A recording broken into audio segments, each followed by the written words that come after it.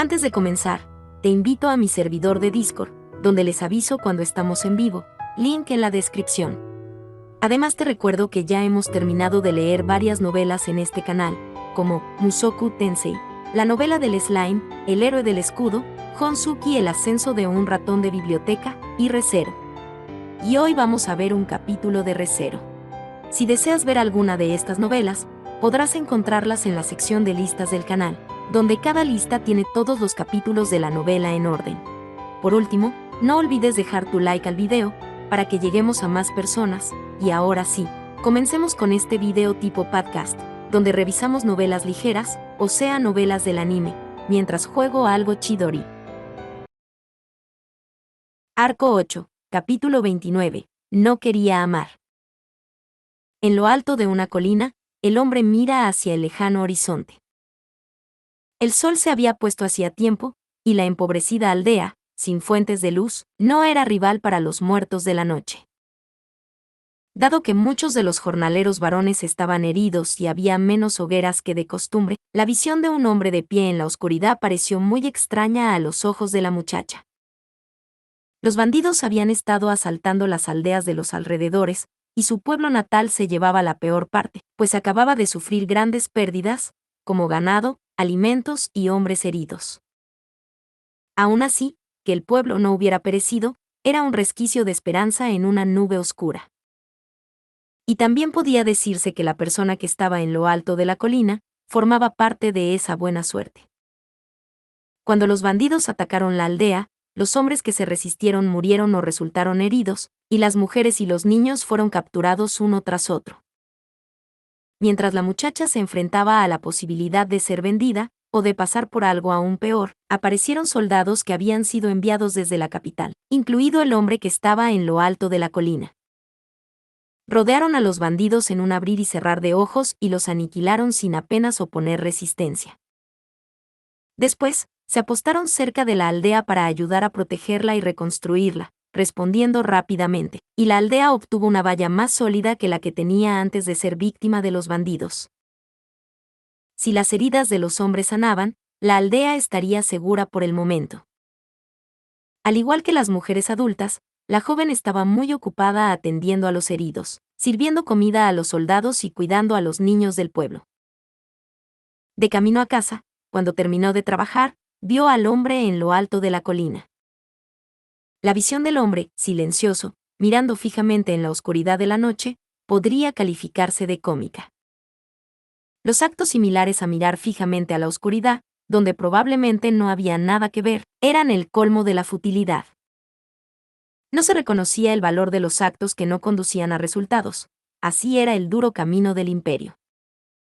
Sin embargo, el hombre no parecía cómico a los ojos de la joven.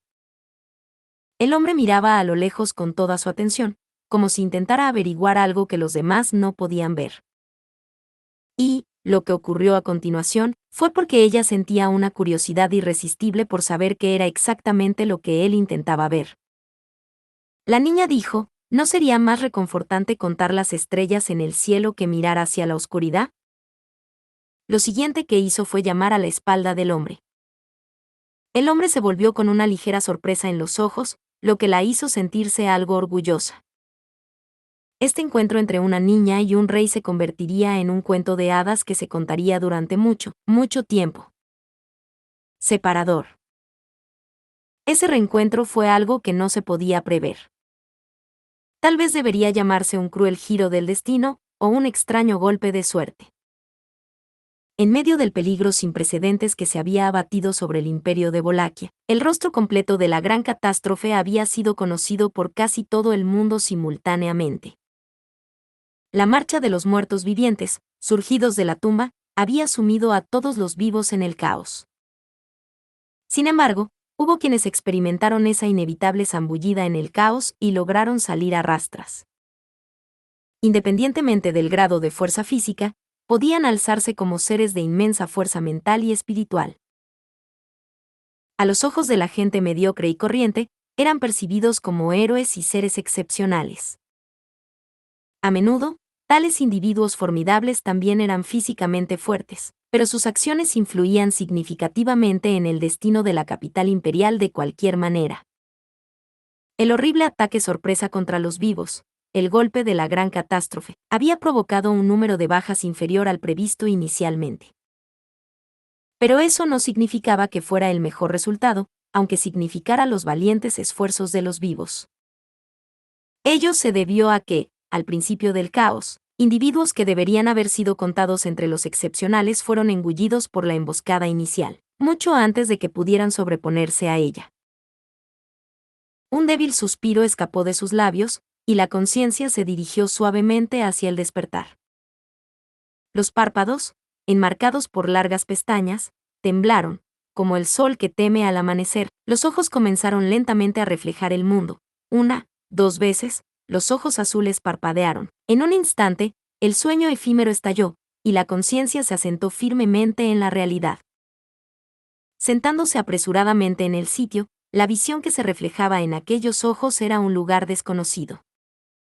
La habitación tenía un techo alto, y tanto los materiales de las paredes y los suelos como la artesanía eran de primera categoría. El lujoso salón estaba adornado con muebles finos, que le daban un aire de nobleza a primera vista. El hecho de que estuvieran tumbados en una cama blanda en esta espaciosa habitación no hizo más que aumentar su comprensión, y la comprensión en sí era peculiar. Era un hecho que, comparado con los recuerdos que lo precedieron inmediatamente, resultaba extremadamente antinatural. Yo debería haber participado en la batalla por la capital imperial, así reflexionaban sobre sí mismos. Al instante, recordaron un mundo en el que tanto el cielo como la tierra estaban pintados de carmesí, junto con el recuerdo de trabajar duro junto a su hija, milagrosamente reunida, para intentar consolar a un niño que lloraba. Literalmente, se trataba de una situación en la que se quemaban las manos, pero el intento en sí debería haber tenido éxito. Sin embargo, se habían encontrado en un lugar así. Era demasiado incomprensible. Mi kimono. Después de pensar tanto, notaron tardíamente la sensación desconocida del tacto de su propia mano apoyada en el pecho. Al mirar su propio cuerpo en la cama, el atuendo que adornaba sus extremidades no era su familiar kimono, sino un vestido azul confeccionado con tela de la mejor calidad, que además desprendía un aire de lujo. Llevaban el pelo recogido y parecían haberse quitado los adornos del pelo y los pendientes. Todos esos objetos eran irreemplazables para ellos, y eran cosas de las que nunca se habrían separado, ni siquiera estando inconscientes. ¿Has despertado, mi estrella? Justo cuando estaban a punto de abandonar la cama en busca de sus adornos perdidos, oyeron aquella voz. Ah. La voz, que golpeó inesperadamente sus tímpanos, robó sin exageración toda la actividad de su cerebro. La voz procedía de la entrada de la sala, adornada con un mobiliario elegante y deslumbrante, lo bastante cautivador como para atrapar la mirada. Sin embargo, nada de eso entraba en su visión. Como si sus oídos hubieran sido atrapados, como si su corazón hubiera sido atrapado, su conciencia fue atraída en esa dirección. Para ellos. Para Yorna Misigre, eso era inevitable. Con los ojos muy abiertos, Yorna, que seguía en la cama, tenía la mirada fija en la figura que estaba en la entrada. Allí se erguía una figura menuda. Era bastante más bajo que Yorna, que ya era alta para ser mujer, y su esbelto cuerpo daba la impresión de ser el de un niño. Sin embargo, era un hombre apuesto con rasgos faciales afilados. Su cabello, de un tono verde que rozaba el negro, le llegaba hasta los hombros, y las malsanas sombras profundas alrededor de los ojos, que sugerían desagrado, parecían reflejar vívidamente su antipática personalidad. Sin embargo, Yorna sabía que, en realidad, era solo que la gente le temía, y él no trataba de mantener a la gente a distancia.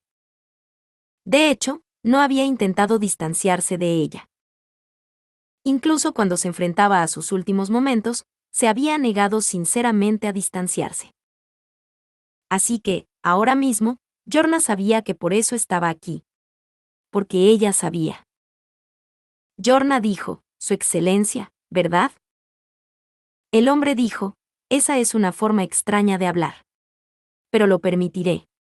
Todo lo que concierne a tu alma, lo permitiré. Albergando un pensamiento del todo increíble, Yorna formuló una pregunta, y aquel hombre de complexión pequeña respondió así.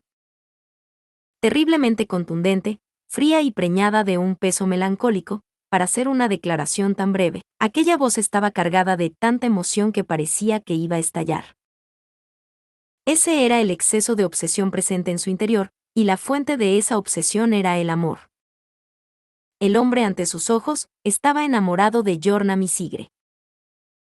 Eso no se entendía porque poseyera un poder especial como resultado de ser amado por Yorna, sino más bien, era una emoción poderosa tan abundantemente clara que sería inmediatamente obvia para cualquier otra persona, si estuviera presente en la habitación. Pero, por otra parte, era absolutamente imposible que ninguna otra persona estuviera presente aquí. Después de todo, esto era. El hombre dijo, una cita tras un periodo de casi 300 años. Nadie será un obstáculo para mí y para ti. Muéstrame tu rostro. Aunque tu forma esté alterada, deseo contemplarte de cerca.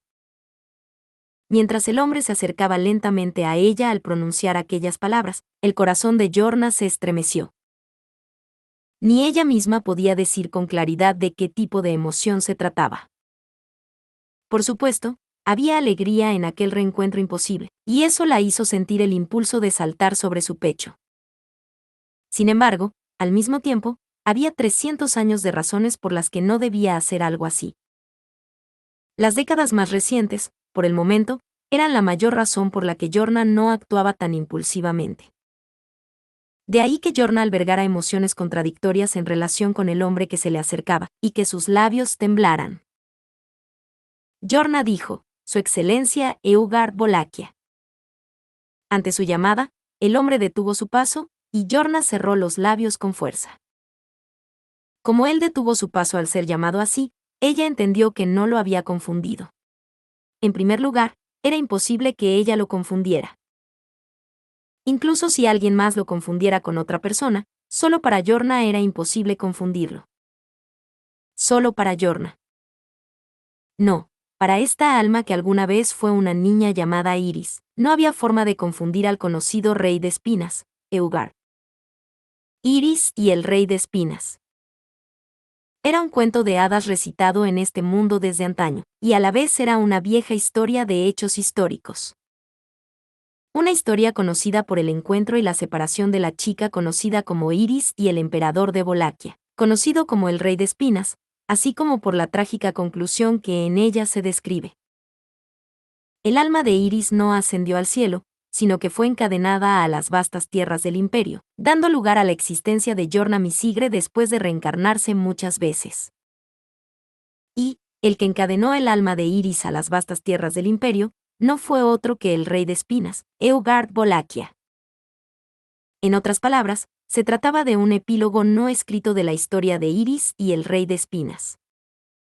Yorna dijo, eso nunca podría ser un cuento tan bonito. Sacudiendo lentamente la cabeza, Yorna reprimió los impulsos que sentía en su corazón. Un reencuentro con Eugard después de una separación no deseada, se podría decir que tal cosa había sido el deseo más querido de Yorna.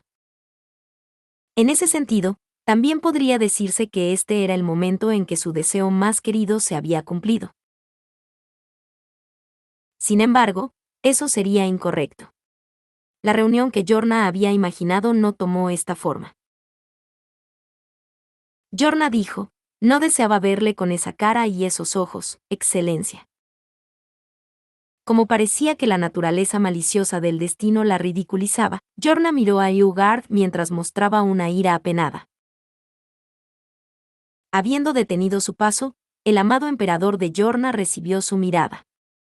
Él, de piel pálida e iris dorados, había sido completamente alterado de la forma que Yorna conocía.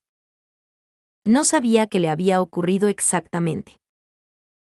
Pero, estaba segura de que la forma de Eugard era inusual, y que definitivamente no otorgaría ninguna influencia positiva sobre ella o sus queridos hijos. Con una forma completamente alterada, Eugard había logrado una resurrección imposible. Si por casualidad ese lugar desconocido en el que había despertado era una sala del Palacio de Cristal, por su mente pasó la peor posibilidad. La posibilidad de que se hubiera producido algún tipo de situación absurda y el estado del imperio hubiera cambiado. Yorna dijo: Su Excelencia, mi señor, ¿qué demonios ha pasado para qué? Hubo tantas historias que intercambiar como lágrimas que derramar. Sin embargo, Yorna trató de sacudirse esos sentimientos de encima, intentando preguntar lo que había que preguntar. Sin embargo, Eugard dijo: «Oh, estrella mía». La pregunta de Yorna fue acallada por el simple gesto de Eugard de levantar un dedo. No fue el gesto en sí lo que selló los labios de Yorna. Junto con él llegó un dolor agudo que le oprimió el corazón, obligándola a guardar silencio. Yorna dijo: «K-Ug». El agudo dolor le atravesó el corazón, y en lugar de una pregunta, un gemido brotó de la garganta de Yorna. Yorna se agarró el pecho por reflejo, y una mirada reveló un diseño en su vestido que no había estado allí antes. Se habían añadido espinas de tono ceniciento. Estas espinas rodeaban en espiral el centro de su pecho, se deslizaban por su pálida piel y llegaban hasta el interior. Clavaron sus púas en el corazón de Yorna, causándole un tremendo dolor que le invadió todo el cuerpo. Intentar tocarlos era inútil. Se escurrían entre los dedos de Yorna, permaneciendo intangibles. Mientras sus pensamientos se nublaban por el dolor, lo que pasó por la mente de Yorna fue el alias de Eugard. Los sucesivos emperadores de Valaquia recibían diversos nombres en función de su estilo de gobierno y de las conquistas que lograban, pero el título que designaba a Eugard era el de emperador de la zarza. Literalmente, Eugard tenía el poder de atar y subyugar a otros con el dolor de las espinas. Después de todo, Eugard subyugaba a sus súbditos imperiales con espinas intocables que él mismo había plantado, y fue el gran emperador que utilizó el dolor y el miedo para expandir los territorios del imperio, hasta lo que eran en la actualidad. Atormentada por un dolor insoportable, a Yorna le temblaba la garganta mientras jadeaba. Y entonces recordó. En medio de aquella batalla en torno a la capital imperial, después de que ella y Priscila hubieran sometido a la llorosa y furiosa Araquia. ¿Qué clase de derrota había sufrido? No fue nada en absoluto. Embelesada por la repentina aparición de Eugard, Yorna fue incapaz de evitar la atadura de las espinas. Y entonces, sujetando tanto a la atada Yorna como a la inconsciente Araquia, Priscila se encontró enfrentada a Eugard, y tras él, a muchos seres de ojos dorados. Yorna dijo: «Prisca, ¿está a salvo?». Esta pregunta se planteó en medio de un dolor agudo e intenso. El hecho de que sus labios, que antes solo dejaban escapar gemidos soportando el dolor, pudieran formar una pregunta coherente se debía puramente a que sus sentimientos superaban su sufrimiento. En realidad, el dolor que sentía no había disminuido lo más mínimo. Eugard no aflojó la atadura de espinas. No importaba si la víctima era Yorna o cualquier otra persona. Para empezar, las acciones de Eugard no estaban dirigidas a desahogar la ira o el castigo. Para Eugard, plantar espinas y atar otras eran actos tan naturales como respirar. Para él, atar a la gente con espinas era tan natural como caminar. Los gritos y la sangre, que brotaban de quienes eran atravesados profundamente por esas púas, no eran más que medios para relacionarse con los demás. Por lo tanto, estar con él significaba estar junto a este dolor. Al recordarlo por experiencia propia, una leve sonrisa se dibujó en los labios de Yorna al formular su pregunta. Yorna dijo: «¿Los dos que estaban conmigo en ese lugar están a salvo?». Y Eugard respondió: «Si estuvieras con ellos, no llamarían mi atención. Lo que cae dentro de mi vista, oh, estrella mía, no es nada más que tú». Yorna dijo: «Es así». La respuesta de Eugard a sus reiteradas preguntas no fue la que ella había deseado. Pero, al oír cómo empeoraba el tono de voz de Yorna, Eugard entrecerró los ojos, como si contemplara algo. Eugard dijo: «Sin embargo, la bruja ha traído algunos seres vivos al castillo. Tal vez aquellos de los que hablaste estén entre ellos. Ante la adición de Eugard, Jorna respiró agitadamente. A diferencia de los ojos añiles de sus recuerdos, Eugard tenía un resplandor dorado alojado dentro de sus negros globos oculares. Pero la gentil mirada que dirigía a Jorna, y su consideración sin tacto, no parecían haber cambiado respecto a su yo original. Sintiendo un dolor diferente apretando su corazón, uno separado de las espinas. Jorna dijo: si ese es el caso, Su Excelencia, tengo una petición. Eugard dijo: ¿una petición? Jorna dijo: ¿eso era una bruja? Los que trajo la bruja, quiero saber si son mis compañeros. Prisca y Araquia, quería saber si esos dos estaban a salvo. Para Jorna, que no comprendía del todo la situación actual, la máxima prioridad en ese momento era el bienestar de aquellos dos. Si eso se concediera. Eugard dijo: ¿te rendirás ante la muerte, oh estrella mía? Las palabras pronunciadas por Eugard atravesaron el pecho de Jorna una vez más con un tipo diferente de dolor. Cuando Jorna levantó la cara sin emitir ninguna vocalización, Eugard la miró. Al oír las palabras de Eugard, Jorna fue incapaz de decir nada de inmediato. De ninguna manera podía decir algo como que tontería. Aquello había traspasado inequívocamente los verdaderos motivos de Jorna. Su alma, encadenada a las vastas tierras del imperio, resucitaba con un nombre nuevo en un cuerpo distinto cada vez que moría. Repitiendo eso una y otra vez, Jorna, Iris, albergaba un deseo. Eugard Bolaquia se había dado cuenta. Jorna dijo: la sangre es algo que no se puede discutir. Y eso mismo, también lo había visto Vincent Bolaquia. Por esa razón, Jorna había decidido unir fuerzas con Vincent y lanzarse a la batalla para recuperar la capital imperial de los traidores.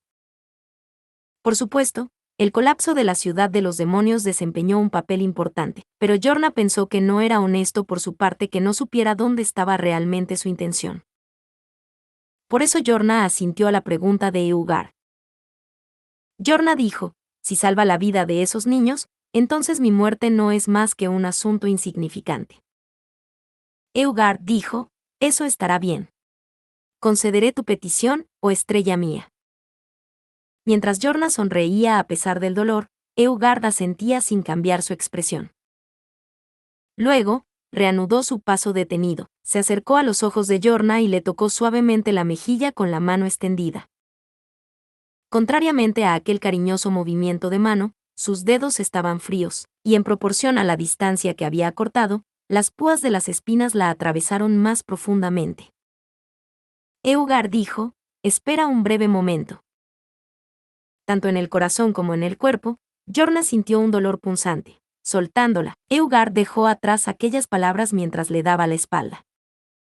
Como siempre, se apresuró a decidir sus acciones. Mientras soportaba tan profundas emociones, Jorna lanzó una pregunta al fondo dirigiéndose a la puerta de la sala. Jorna dijo: ¿qué pasó con el kimono que llevaba originalmente, así como con mis adornos para el pelo y las orejas? Y Eugard respondió: no eran de mi agrado. Pero, eran artículos que te habían adornado. Los he dejado a un lado. Hablando así, Eugard señaló un estante junto a la cama y concluyó su respuesta a Jorna sin gastar más palabras. Procediendo a salir de la habitación, aquella franqueza de Eugard era sin duda la del hombre que Jorna conocía. A lo largo de su vida, siempre vivió de forma rápida y temeraria, como si siempre le faltara tiempo. Queriendo decirle que no había necesidad de precipitarse, Iris se alineó una vez a su lado. Jorna dijo, como una niña indefensa. Sacudiendo la cabeza, Jorna salió de la cama y se acercó a la estantería. Al abrir el cajón, el kimono y el obi de Jorna estaban cuidadosamente doblados, y también había una bolsita que contenía sus adornos para el pelo y sus pendientes, lo que le hizo soltar un suspiro de alivio. Tal vez porque esa sensación de alivio era demasiado grande. Jorna dijo: «Ah». Un sonido inusualmente débil salió de su garganta, y al mismo tiempo un calor recorrió sus mejillas. Jorna dijo, «Q». Con el cuerpo inclinado hacia adelante, Jorna apretó con fuerza los dientes y ahogó un sollozo. No podía permitir que las lágrimas fluyeran.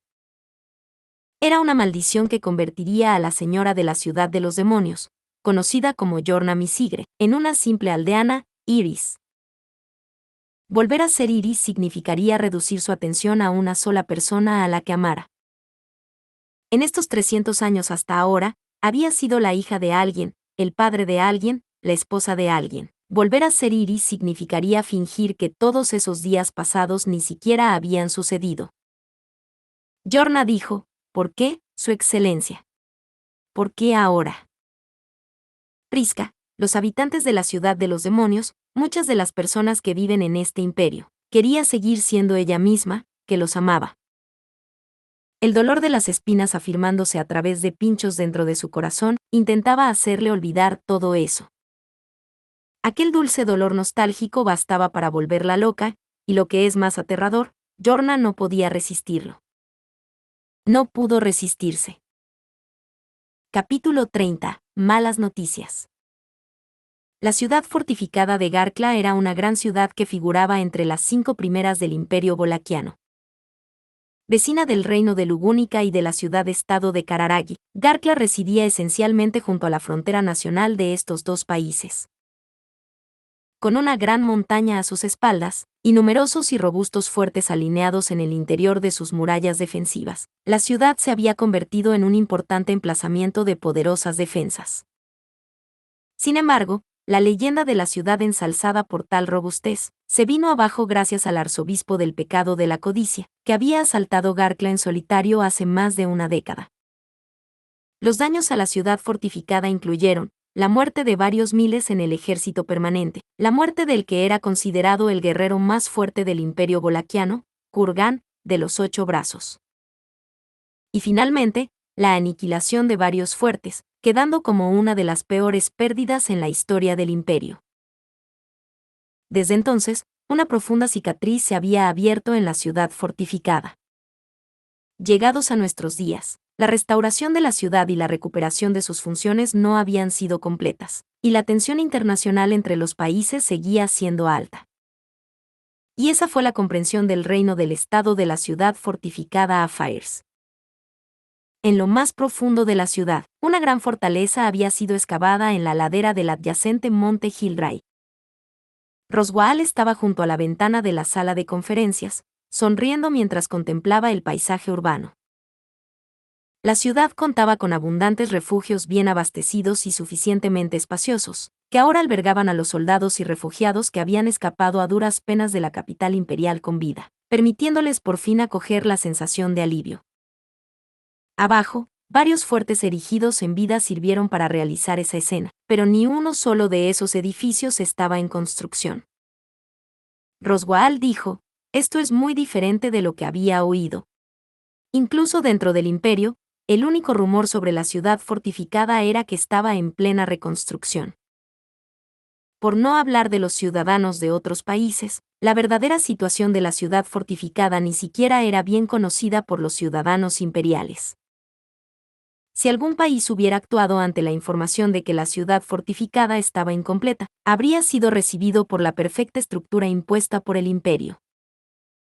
Como era de esperar, el imperio utilizó su propio escándalo en aras de la guerra. Estaba más impresionado que sorprendido al principio. Y, entonces, personaje desconocido dijo, si ni siquiera el famoso mago de primer rango del reino estaba al tanto, entonces parece que nuestro control de información ha funcionado bastante bien.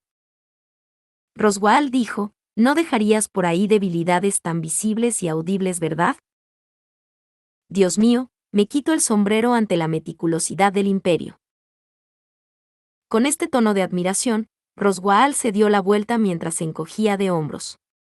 Frente a él, de pie, había un anciano canoso.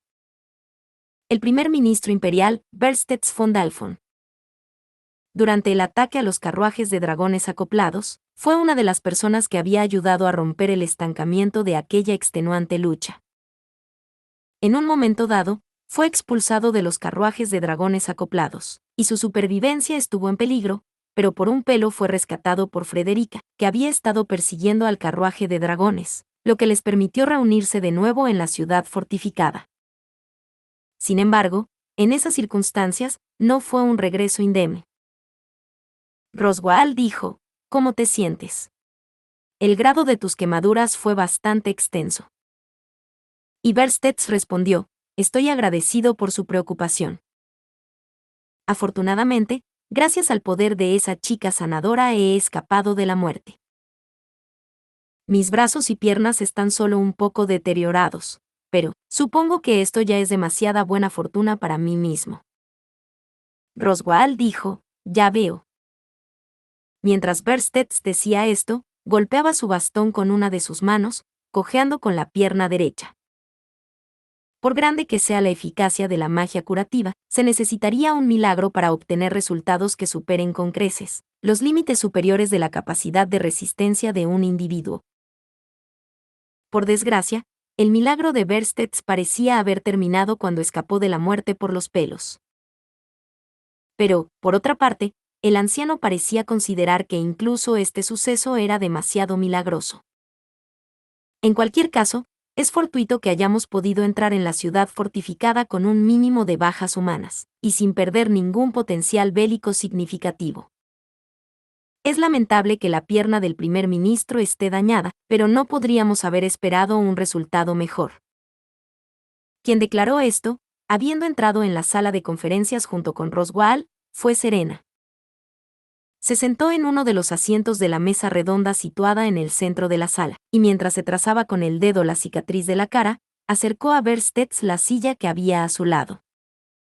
Ante esta consideración impropia de ella, Berstets hizo una reverencia y tomó asiento. Berstets dijo, las palabras de la alta condesa Dracroy carecen de modales, pero sus gestos son considerados. No sé cómo percibirle.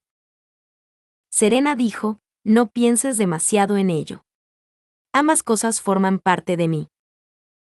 Si esta fortaleza se desmoronara, estaría corriendo por ahí apuntalando al marchito primer ministro y expresando sin vacilar mis sinceras opiniones sobre el esfuerzo. Y Berstets dijo, ya veo, esto es bastante difícil de comprender. Esa franqueza añadía una capa de complejidad al encanto de Serena, pero la actitud de Berstets también daba la impresión de haberle quitado un barniz. Habían sido atacados por una bandada de dragones voladores no muertos, liderada por la princesa Veneno. Además, la aparición del Valgren de tres cabezas, a quien Jalibel, el admirador, había detenido personalmente, fue honestamente el peor giro de los acontecimientos. Sin embargo, podría decirse que, incluida la supervivencia de Berstets, todo fue un arreglo milagroso para la batalla. Sin embargo, aún quedaban algunos aspectos controvertidos sobre cómo se había desarrollado aquel milagro. Berstets dijo, por cierto, ¿estás seguro de esto? ¿Su excelencia Lamia ya no puede ser resucitada? Roswaal notó un extraño rastro de calidez en la pregunta de Berstets mientras ocupaba su lugar en la mesa redonda. Sin embargo, a diferencia de Serena, se abstuvo de hacer preguntas sin tacto.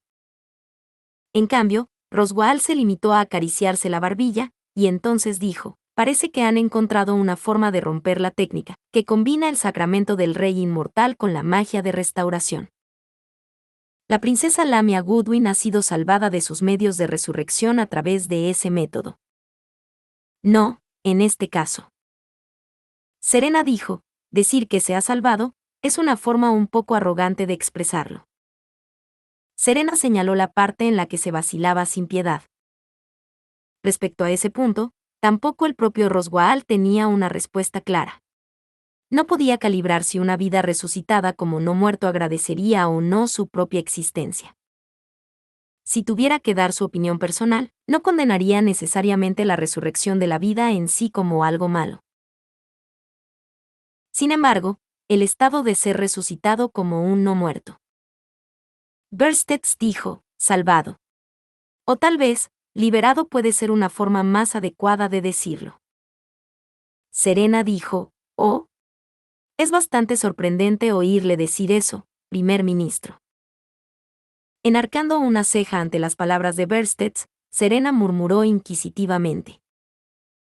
Con la mirada fija en él, Berstett, con ambas manos en el mango de su bastón, dejó escapar un profundo suspiro.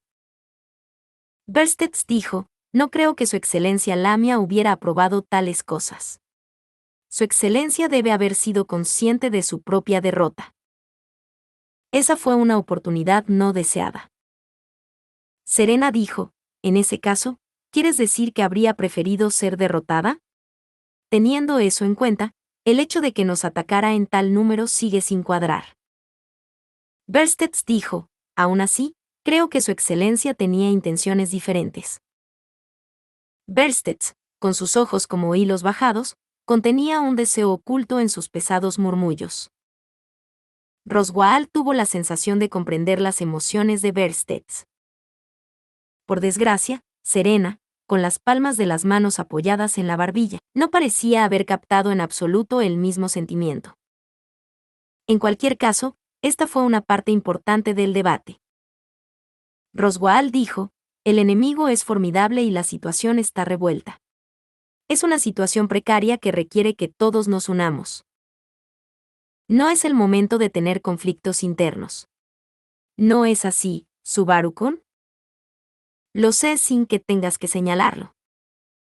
Con una sonrisa irónica, Roswaal llamó a la entrada de la sala de conferencias.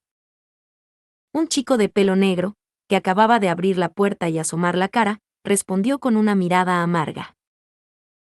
Subaru dijo, no pude hablar más porque era una emergencia, pero me gustaría compartir la información de nuevo. Esta chica Spica, que antes era conocida como Lois, originalmente era una arzobispa del pecado del culto de la bruja. Spica dijo a Adu. Al principio de la discusión en la sala de conferencias de la Gran Fortaleza, Subaru reveló abiertamente la verdadera identidad de Spica, que estaba a su lado. El bando que ya estaba al tanto de la situación desde el principio en los carruajes de dragones acoplados, aceptó la confesión en silencio. En cambio, la reacción de los del Imperio, que no lo sabían, fue la que cabía esperar. La estupefacción y el asombro llegaron primero, seguidos de una reacción cuya naturaleza seguiría siendo la misma, tanto si la confesión era verdad como si era una broma. Es decir, era rabia. Goss dijo, ¿qué estás diciendo? ¿Un arzobispo del pecado? Imposible. Dices este comentario irreflexivo sabiendo que esta es la ciudad fortificada. La ciudad que una vez fue derribada por un arzobispo del pecado. De hecho, fue Goss Ralphon quien gritó aún más fuerte que de costumbre. Goss, que había hecho grandes contribuciones a la defensa de los carruajes de dragones acoplados, y se había unido apresuradamente a la reunión después de recibir tratamiento para sus heridas. Su grito fue probablemente el consenso de los que estaban escuchando la situación por primera vez. Sin embargo, no se trataba ni de una broma ni de un juego. Subaru dijo, también me he enterado de cómo ese pedazo de mierda de Regulus arrasó esta ciudad. No sé si te sirve de consuelo, pero nos encargamos de ese cabrón, así que olvídate de él por ahora. Goss dijo, no me importa ese aborrecible villano. Lo que importa son los pecados que lleva ese maldito título de arzobispo del pecado. ¿Entiendes? Subaru dijo, lo sé. La voz de Goss era tan alta que creaba la ilusión de un viento, que hacía sentir a uno como si estuviera a punto de salir volando por los aires. Pero Subaru no retrocedió ni un paso ante el furioso bramido de Goss, sino que le respondió de frente. Incluso Goss abrió los ojos, al escuchar la respuesta directa del niño Subaru. Berstett dijo, ¿puedo? Justo cuando el ímpetu de Goss se había estancado, fue Berstett quien levantó la mano en su lugar. El primer ministro imperial miraba a Subaru y Spica a su lado con sus ojos como hilos, y entonces dijo. El hecho de que te hayas tomado la molestia de confiarnos esto, es señal de que consideras su presencia y habilidades necesarias para futuras discusiones.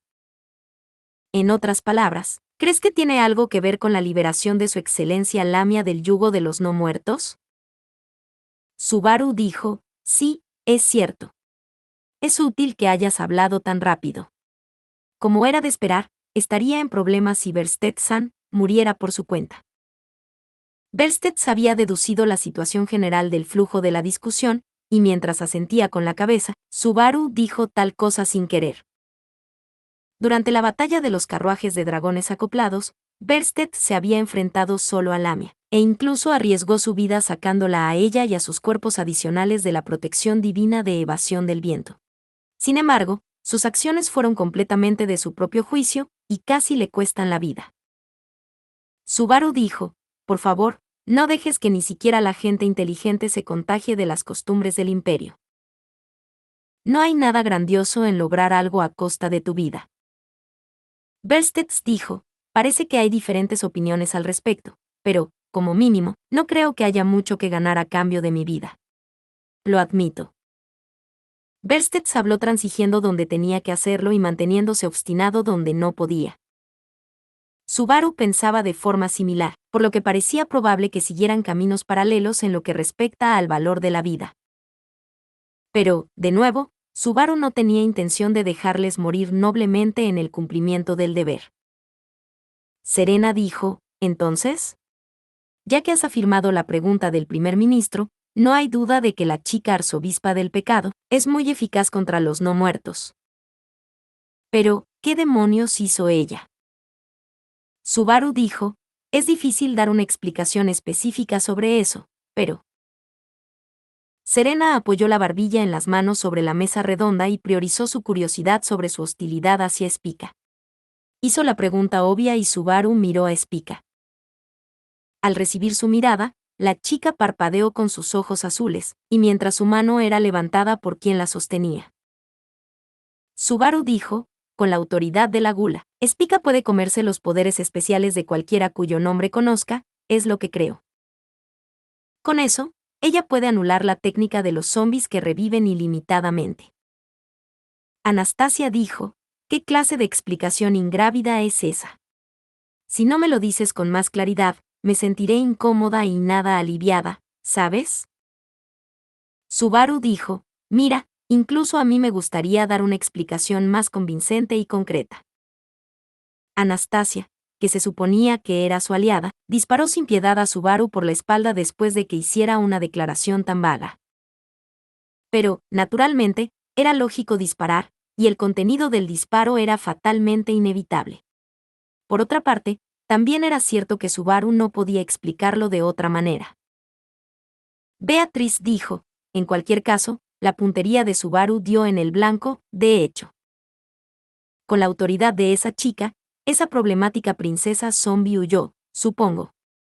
Su retirada no fue una mentira o un farol, de hecho. Julius dijo, estoy de acuerdo con Beatriz Sama. Y, el cuerpo de poda que se mantuvo firme para ayudar a ganar tiempo para la retirada de su amo, es difícil creer que todos sus valientes esfuerzos fueran producto de algún compromiso. Anastasia dijo, los dos están dando respuestas emocionales. Estas son pruebas circunstanciales, y si no están seguros de su eficacia, sabrán que es una droga demasiado peligrosa, ¿verdad? Subaru dijo, eso es, por supuesto, creo que lo entiendo. Incluso con el apoyo de Beatriz y Julius, la validez de los argumentos de Anastasia seguía siendo incuestionable. La reacción de la parte imperial, a la que había que convencer de nuevo, puso de manifiesto lo acertado de su argumento. El imperio debía ser protegido, pero también había que decidir si cargar con un arzobispo pecador para ese fin merecía el riesgo que implicaba. Era una decisión difícil de tomar. Aquello de lo que había hablado el contemplaestrella Subirk, las dos luces para oponerse al gran desastre, la supervivencia de una de ellas era irremediable, y Spica era la única en la que se podía confiar. Subaru se dio cuenta del potencial de Spica, tras la exhaustiva investigación de Beatrice y Roswaal sobre la avalancha de zombies, que resultó estar utilizando el sacramento del rey inmortal y magia de restauración. Usar la autoridad de la gula para interferir con las almas de los zombies. Como se mencionó antes, el resultado exacto que se produciría al ejercer la autoridad de Spica no se conocía.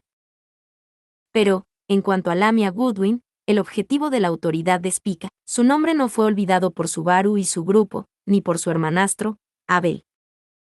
Y tras su partida, Lamia no mostró signos de tener amnesia. Por lo tanto, sus recuerdos tampoco habían sido comidos. Entonces, ¿qué había comido Spica? En esta situación actual, no quedaba más remedio que plantear todo tipo de teorías descabelladas, como sus destinos, causalidades, funciones o las condiciones anómalas que se les echaron encima en su momento. Por supuesto, era comprensible el argumento de Anastasia de que todo esto carecía de persuasión. Emilia dijo, pero, esta chica podría ser capaz de detener a los otros zombies también, ¿verdad? Creo que eso es realmente importante. Entonces, mientras Subaru luchaba con eso, Emilia, sentada en la mesa redonda, levantó las cejas y tomó la palabra. Anastasia entrecerró sus pálidos ojos turquesa ante el comentario de Emilia. Anastasia dijo, no digo que no entienda los sentimientos de Emilia-san. Yo también estoy harta de todo este clamoroso asunto del gran desastre, y también quiero saltar a la estrategia ganadora. Aún así, usar el poder de un arzobispo del pecado es. Emilia dijo, no me refería a eso. Claro que es verdad, pero, quiero hacer algo por la gente que ha muerto y se han convertido en zombies. Subaru dijo, ¿quieres hacer algo con los zombies? Emilia dijo, no sé cómo decirlo, pero, me da mucha rabia que a la gente que ya no está aquí la conviertan en zombies y la manipulen así. Abel, por ejemplo, seguro que no quería conocer a su hermana así. Y, lo mismo va para Medium Chan. Los ojos de Emilia, enmarcados por largas pestañas, estaban abatidos, pensando en la ausente Medium. Su ausencia se debió más a su estado actual que a su exclusión de la conferencia. El último no muerto que había encontrado a bordo de los carruajes de dragones acoplados era la causa. Al recibir la devora estrellas de Spica, Lamia había perdido su capacidad de multiplicarse y estaba a punto de ser destruida. Obedeciendo a su llamada, el dragón volador no muerto junto a su jinete, que también era un no muerto, la habían recuperado. Parecía como si esa persona hubiera tenido una relación con los hermanos Flap y Medium a lo largo de su vida. Conmocionada por el hecho de que alguien cercano a ella se hubiera convertido en un no muerto, Medium, una vez superada la crisis, se refugió en una habitación de la fortaleza y se negó a dar la cara.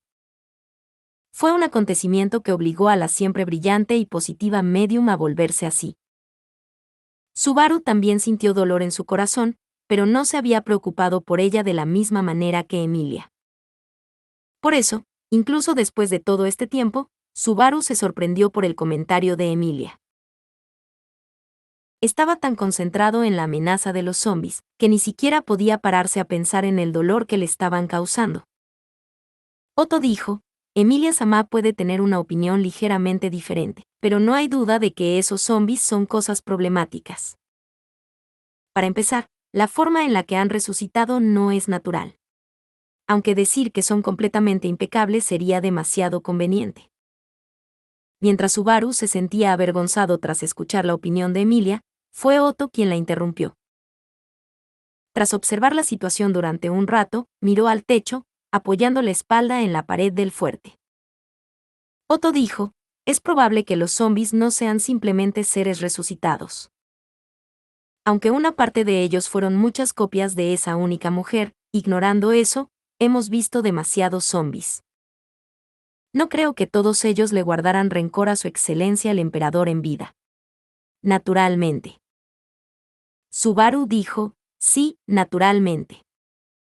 Beatriz dijo, se mire como se mire, tal cosa sería naturalmente imposible, supongo. Ante las dudas y la defensa de Otto, un fuerte sentimiento de confianza obligó a Subaru y Beatriz a asentir.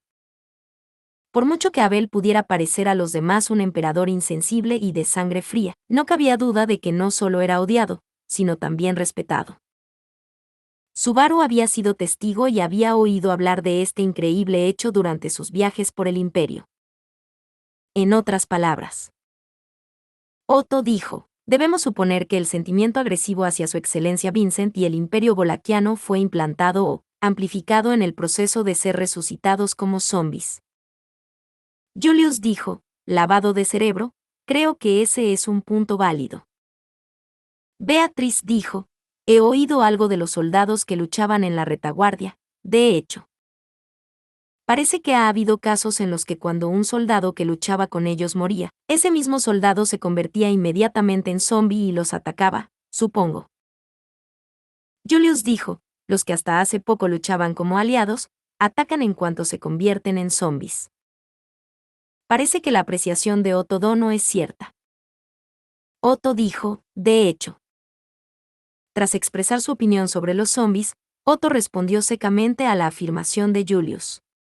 Subaru frunció las cejas ante aquella respuesta distante, pero Julius y Anastasia no parecieron molestarse y lo aceptaron como un hecho. De todos modos. Roswaal dijo, sobre la opinión de Otto-kun, es algo que he hablado con el primer ministro y la condesa Dracroy, justo antes de que llegaran todos. Según eso, no pongas esa cara tan desagradable.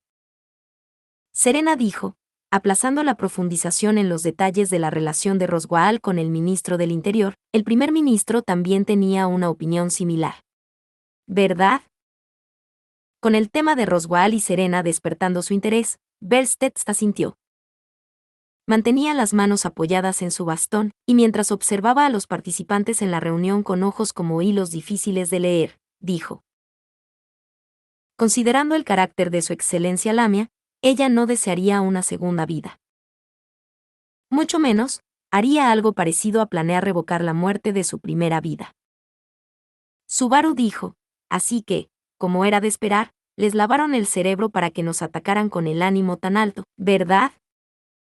Belstedt dijo, supongo que deberíamos considerarlo como tal. Por supuesto, también es posible que hayan resucitado sin oponer resistencia, y deliberadamente no cortaran ninguna esquina para probar si vale la pena preservar el actual imperio. Goss dijo, en ese caso, la familia imperial de Wallachia. Beatriz dijo, me gustaría que dejaras ese fervor ahora mismo, de hecho.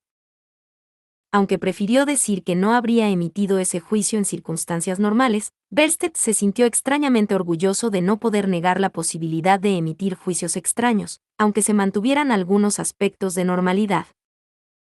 En cualquier caso, parecía que el consenso era que los pensamientos de los zombies no eran normales. Subaru dijo, los zombies que han vuelto a la vida no serán hostiles pase lo que pase. En ese sentido, tal y como dijo Emilia Tan, necesitamos detener el ataque zombie enemigo lo antes posible. Para ello, el poder de Spica es necesario. En términos prácticos, no creo que esto se pueda conceder. Otto dijo, ¿pero con tantos zombies? ¿Quieres tomarte el tiempo de comértelos a todos uno por uno? Si hablamos en términos prácticos, tampoco creo que eso pueda ignorarse. Subaru dijo, si es necesario, entonces lo haré.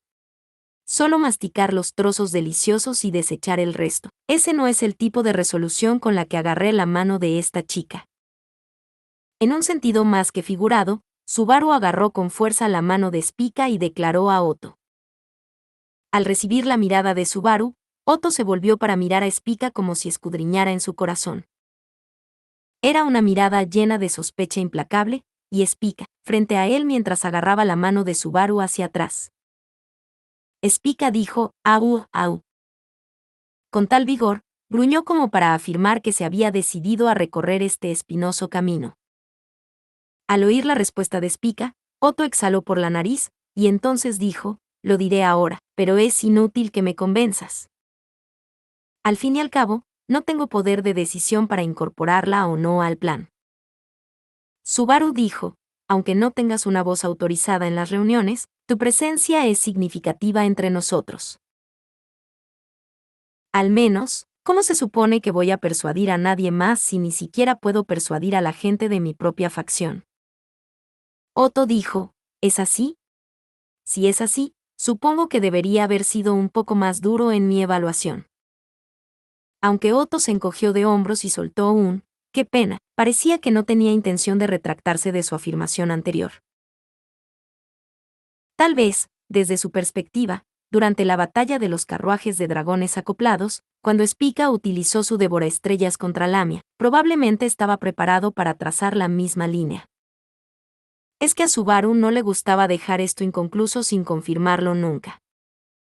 Anastasia dijo, ya entiendo la mayoría, pero todavía no estoy adecuadamente convencido, ¿sabes? Subaru dijo, Al contrario, Anastasia-san, ¿qué haría falta para convencerte? Con el consenso de sus compañeros en su sitio, Anastasia, que tenía el criterio de una compañera a medias, se interpuso. Dentro de este imperio, ella al menos estaba en el mismo barco que el amargado Subaru, y se puso el dedo en los labios ante su pregunta.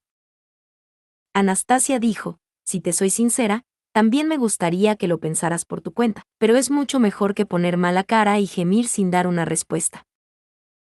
En primer lugar, debemos averiguar de qué es capaz esa chica, y si es posible, verificar el impacto posterior que tendrá.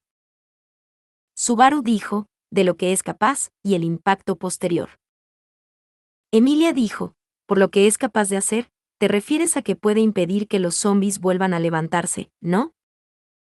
Pero en cuanto a lo que pase después. Anastasia dijo, tanto Natsuki-kun como Emilia-san deberían saber lo horrible que es la autoridad de la gula. Ante el suave comentario de Anastasia, Subaru contuvo la respiración y Emilia abrió los ojos. Aunque se trataba de una cuestión obvia, no podía dejar de mencionarse. La autoridad de la gula, las víctimas que había provocado estaban presentes en todo el mundo. Solo en la sala de conferencias estaban Emilia y Julius, y Rem también estaba presente dentro del fuerte. Bueno, en el sentido de que todos los demás también sufrieron los impactos, se podría decir que todos fueron víctimas de la gula. Dado que hacían uso intencionado de esa autoridad, era natural evaluar los riesgos. Beatriz dijo, hasta ahora, nadie se ha olvidado de la chica que se multiplicaba, supongo. Anastasia dijo, así es. Pero, nadie piensa que ella no comió nada. Puede que no sea el nombre o los recuerdos, pero una vez que lo que haya comido se acumule, ¿qué le pasará a la chica? Subaru dijo, eso es. Anastasia dijo, como Natsuki-kun admirablemente sospechaba, ¿y si acaba volviendo a ser la chica que una vez fue? El tanteo de Anastasia fue despiadado, y Subaru no tuvo más remedio que morderse la lengua. Todo lo que podía hacer era rezar con una creencia infundada, puramente emocional. Creencia en la chica a la que se le había concedido el nuevo nombre de Spica, y que eligió un modo de vida diferente al de Lois Arnett. Creer, en cierto modo, que esta autoridad, de la que podría decirse que ha acompañado al niño desde su nacimiento, se guiaría de un modo que muchas personas considerarían justo. Julius dijo, Anastasia-sama, puede decirse que no hay forma de averiguarlo. Por supuesto, creo que no deberíamos estar faltos de vigilancia, pero... Anastasia dijo, no puedo darte pruebas de que no estoy maquinando un plan de negocios que tampoco tengo. Así que, al menos quiero la certeza de una recompensa por ir por un camino peligroso. Julius dijo, entonces, entiendo que quieres la definición de los resultados de emplear la autoridad de la señorita Spica. Julius se tocó la cicatriz bajo el ojo izquierdo, y Anastasia asintió con un rápido sí. Entonces, mientras miraba a Subaru y a Spica. Anastasia dijo, no hay mercaderes que vayan a una negociación con un tesoro de valor desconocido. Al menos, sin saber cómo será de útil, tu argumento de venta será irrelevante. Julius dijo, sin duda. Dado que el ataque de Lamia había cesado, probablemente era seguro asumir que había sido aplastada. Sin embargo, la única otra prueba eran las predicciones de Ubil que él contempla estrellas, cuya existencia, palabras y conducta eran todas dudosas. Como esas dudas no tenían solución, Anastasia estaba más que dispuesta a transigir. Por lo menos, si no podían satisfacer a todo el mundo, solo con el hecho de que la devora estrellas de Spica era ciertamente eficaz en los zombies. Personaje desconocido dijo, desafortunadamente, no tenemos tiempo para tal inspección. La voz grave que irrumpió allí agitó bruscamente el aire inferior que rodeaba a Subaru. Las miradas de todos se dirigieron instantáneamente hacia la figura delgada de pelo negro, que apareció en la entrada de la sala de conferencias. Aunque debería haber sido la figura principal de la conferencia, Abel había llegado tarde. Acompañado por Flap, y por alguna razón, Jamal, avanzó tranquilamente sin detener su paso, e imponente se sentó en un asiento vacío de la mesa redonda. Y entonces dijo, ¿qué? Tu cara está desconcertada. Subaru dijo, solo me sorprendió lo exageradamente imponente que estás actuando por llegar tarde. Ya habíamos empezado a hablar antes, ¿qué estabas haciendo? Vincent dijo, había algo que necesitaba verificar urgentemente. Esa fue la mayor parte de la razón por la que nos apresuramos hacia la ciudad fortificada. Para averiguar el significado de las palabras dejadas atrás por ese enorme tonto. Como Abel respondió sin avergonzarse, Subaru dudó en preguntarle más. Y es que Subaru podía imaginar que el enorme tonto del que hablaba era probablemente el criado que había engañado a Abel y luego le había permitido vivir. Pero, por otro lado, le llamó la atención el motivo por el que se había apresurado a llegar a esta ciudad fortificada. Emilia dijo, eso que Abel escuchó, ¿es la razón por la que corrimos a este pueblo? Vincent dijo, por supuesto, aunque también es un hecho que este era el lugar más adecuado para recibir refugiados. Anastasia dijo, ¿puedes decírnoslo sin usar ninguna hinchazón perezosa? ¿A qué te referías cuando dijiste que no teníamos tiempo antes? Tanto Emilia como Anastasia dirigieron sus preguntas a Abel. Esas mismas preguntas albergaban todos los presentes en la sala de conferencias. Al recibir esas miradas que cuestionaban el sentido de su declaración, Abel cerró un solo ojo y golpeó la mesa redonda con el dedo. Se oyó un sonido firme, y la atención de Subaru y de todos los demás se concentró en su mano, lo quisieran o no. Vincent dijo, lo diré claramente. Lo que deseaba revisar en esta ciudad fortificada era el santuario inmutable. La confirmación de la ubicación y el estatus del gran espíritu del imperio, inscrito entre los extraordinarios cuatro grandes, la piedra. Subaru dijo, gran espíritu entre los cuatro grandes. ¿Te refieres a los cuatro grandes espíritus? Vincent dijo, en efecto. Ante la repentina aparición de una información inesperada, Subaru parpadeó varias veces. En cuanto a los cuatro grandes espíritus, había oído hablar de ellos cuando llegó por primera vez a este otro mundo, y supo más de su existencia, cuando hizo el contrato con Beatriz y se convirtió en usuario de artes espirituales. Espíritus entre los espíritus más poderosos de este mundo. Aunque, en el momento en que se relacionó con ese torpe gato de color gris que era uno de ellos, empezó a dudar de su credibilidad. Julius dijo, entonces, has descubierto el paradero de uno de los cuatro grandes, el que está en el imperio, la piedra, Muspel. Subaru dijo, ¿realmente es algo tan sorprendente? Julius dijo, por supuesto. El degollador de las ciudades-estado, la bestia sagrada del reino sagrado, en cada nación son los respectivos objetivos de una fe y una reverencia inquebrantables. La piedra, también, es un ser que esconde un poder similar. Anastasia dijo, si puedes asegurar lazos de cooperación con un gran espíritu de los cuatro grandes, sería un asunto de gran importancia para el Estado. Sería mucho más importante que esa maldita mentira de que la ciudad fortificada está en plena reconstrucción.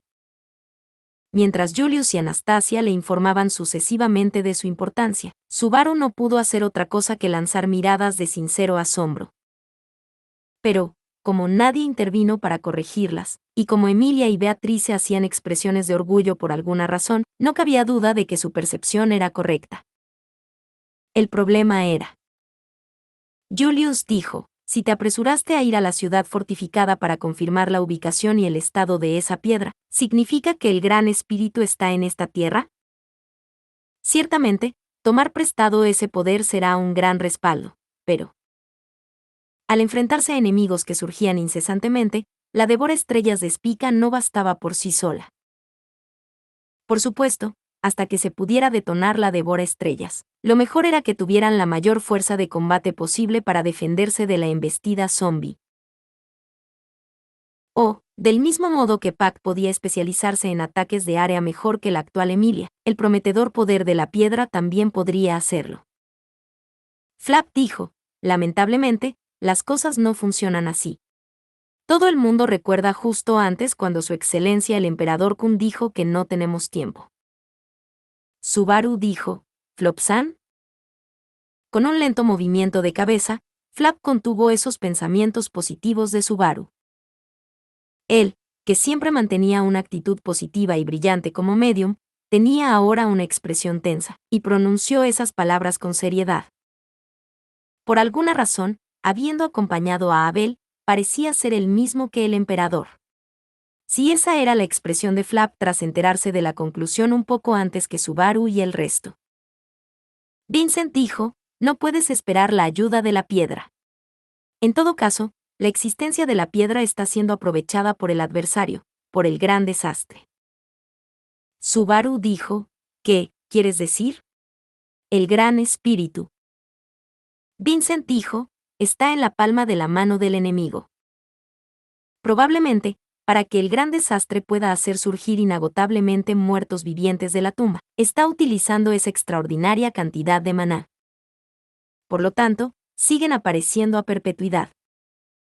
Con los ojos abiertos de par en par ante el horrible informe, Subaru miró con incredulidad a Abel mientras éste seguía adelante. Pero, Subaru no poseía la habilidad de disuadir sus palabras. En medio del tenso aire de la sala de conferencias, Abel continuó sin detenerse. Eso fue. Vincent dijo, lo expresé como, a perpetuidad, pero no es exacto. Por mucho maná que posea la piedra, acabará agotándose. Cuando eso ocurra, las vastas tierras del imperio encontrarán su fin. Después de todo, el santuario protegido por la piedra, el poder que sustenta las vastas tierras de Wallachia se perderá, y no habrá forma de escapar al colapso.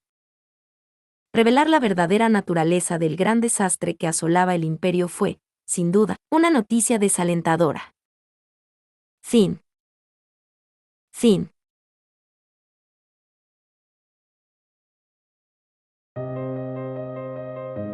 Muchas gracias amigos por acompañarme en este streaming y nos vemos en el siguiente.